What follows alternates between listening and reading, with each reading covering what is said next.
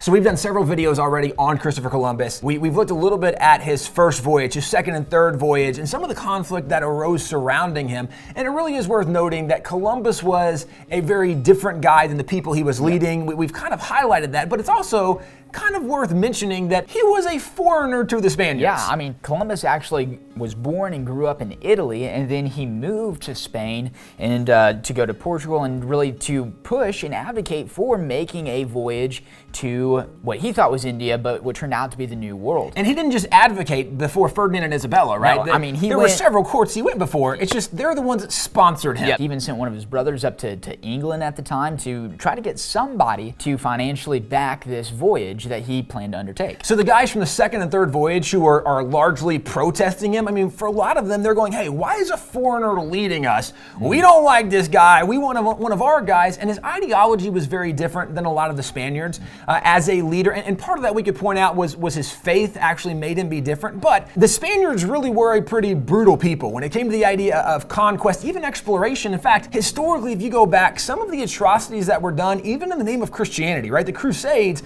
many of those things happened from Spanish people because their idea of conquering had a little more flexibility in the morals of how you did that. Columbus didn't believe the same thing, which is where he got into protests with a lot of these guys. But again, his faith was probably part of what made him different in the way he viewed religion and the impact even on his life. And he talked about it throughout all of his writings. In fact, at the end of his life, he said, you know, reading through the Bible, it sounds like this discovering these new islands across the sea, is almost the fulfillment of some biblical prophecy. So he actually wrote that down in this book, and he describes why he even started sailing in the first place. And he says, I could sense talking about God, I can sense his hand upon me, so that it became clear to me that it was feasible to navigate from here to the Indies.